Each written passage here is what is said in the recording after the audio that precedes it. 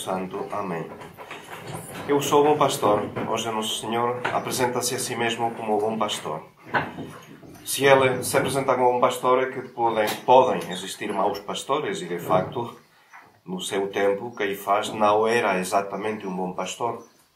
Saduceu negava a imortalidade da alma, a ressurreição dos corpos, negava também a existência dos anjos, já só pelo facto de ser ele saduceu, o sumo sacerdote. Depois, se permaneceu no poder durante 16 anos, foi por seu colaboracionismo com Roma. Mas, de facto, o Senhor nunca questionou a sua autoridade.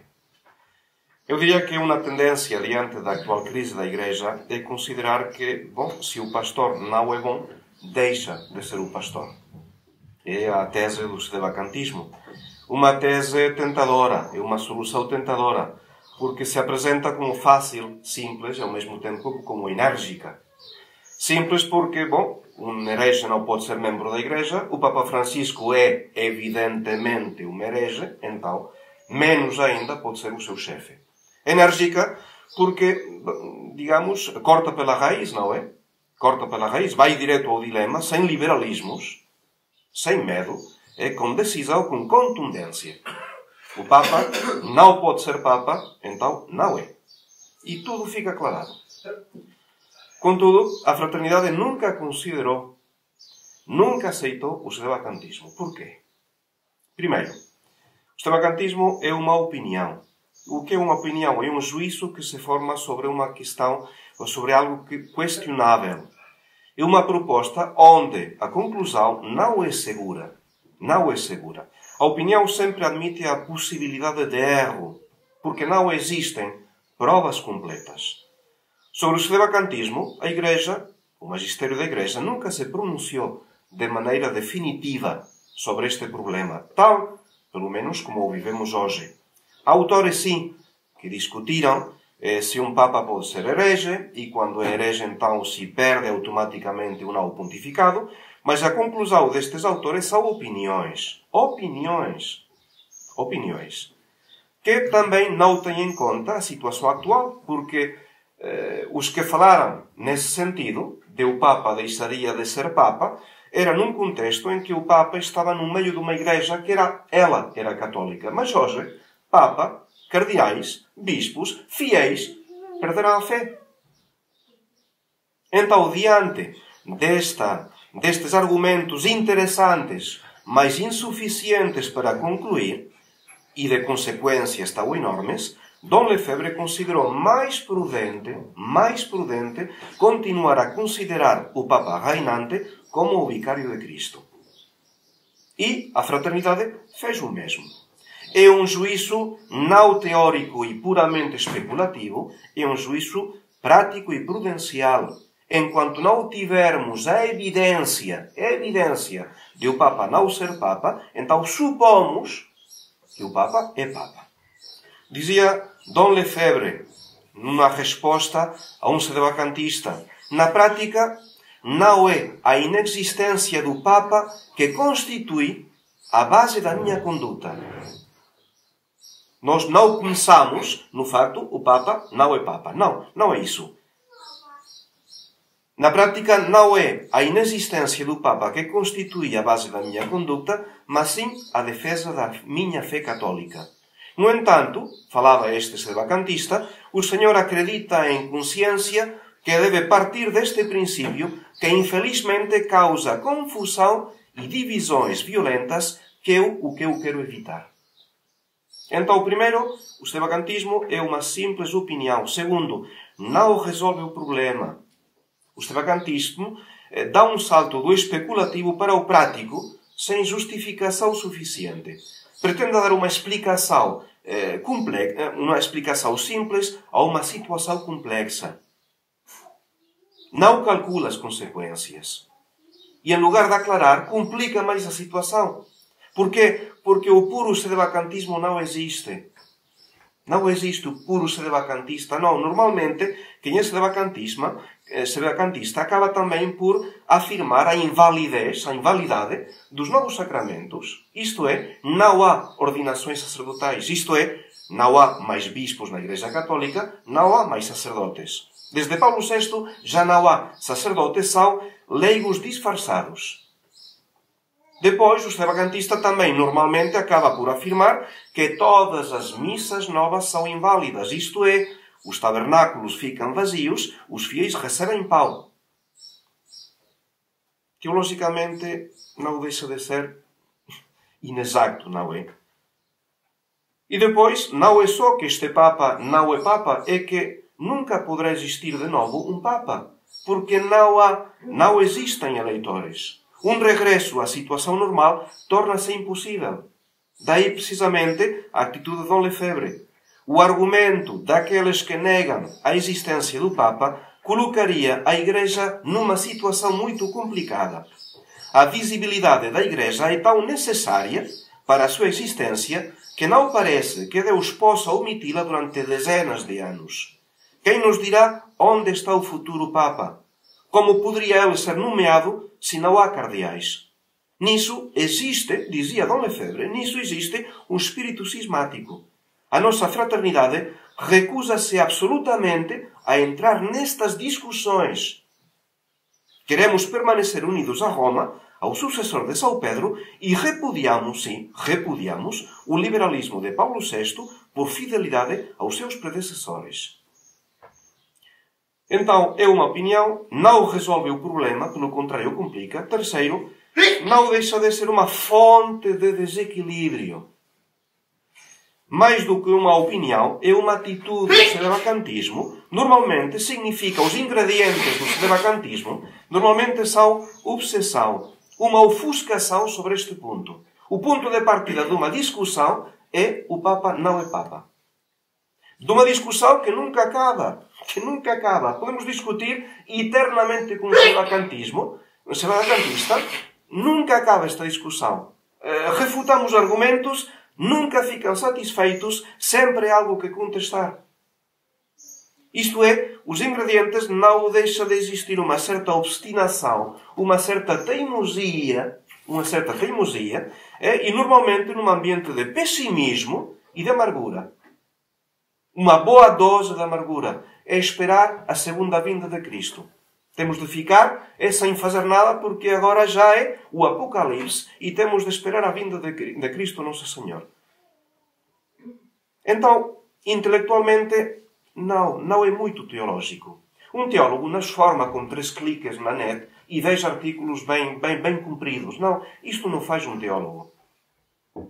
As conclusões, depois do ponto de vista moral, também são insuspeitas, no sentido em que, já são muitos anos que eu já tenho conhecido os sedevacantistas, não é? Então, se nomear o Papa Francisco no cânon da missa é necessariamente aceitar tudo o que ele ensina, se uma missa em que o Papa é citado é inválida, ou pelo menos manchada, também ouvi uma vez que as missas são manchadas, e se cita o Papa, então, normalmente o que isto tem de fazer é afastar-se da fraternidade, é claro. A conclusão de toda esta atitude é finalmente abandonar os sacramentos. O problema deixa de ser Roma e o modernismo. O problema acaba por ser a fraternidade. O que realmente é o impedimento a esta crise da Igreja é a fraternidade. Não conseguem afastar-se da fraternidade, no sentido em que serão sempre parasitas que procuram a sua presa entre os fiéis da fraternidade. Então, não conseguem viver sem referência contínua à fraternidade. Mas vê-se claramente que estas consequências, do ponto de vista intelectual e moral, não podem ser fruto do Espírito Santo. Como Deus pode abençoar, pelos seus frutos os conhecereis, como Deus pode abençoar esta atitude pela qual realmente nos afastamos da prática e da recepção dos sacramentos. É por isso que o sedevacantismo é mais um fenómeno mais barulhento do que importante. São Vicente Ferrer defendeu o antipapa.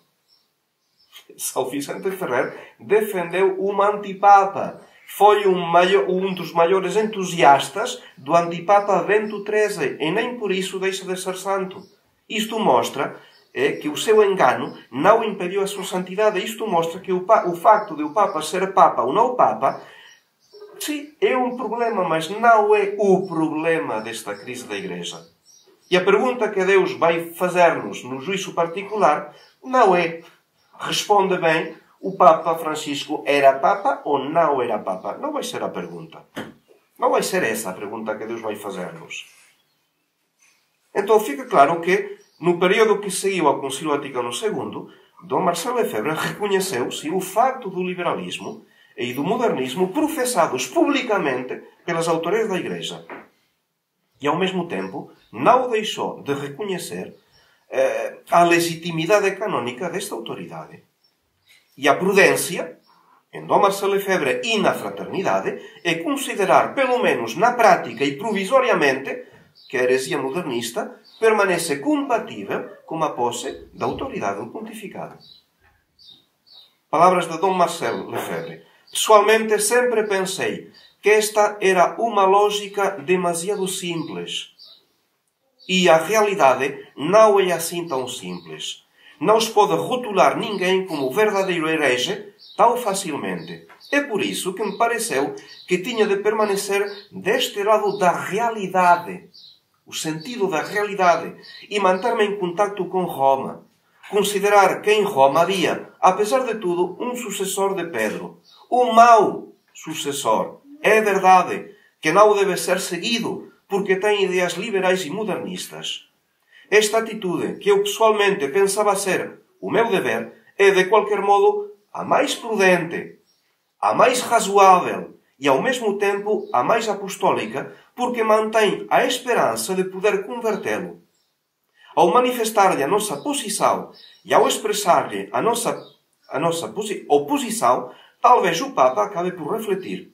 Ao contrário dos sedevatistas, agimos para com o Papa como o sucessor de Pedro. Dirigimos-nos a ele como tal e rezamos por ele. A maioria dos fiéis e dos padres, dos sacerdotes tradicionalistas, também consideram que esta é a solução mais prudente e judiciosa. Reconhecer que existe um sucessor de Pedro, mas que é necessário opor-se-lhe por causa dos erros que ele espalha. Então, a nossa obrigação é rezar pelo Papa, rezar pela Igreja, rezar também pela fraternidade, claro que sim, para que se mantenha nessa fidelidade.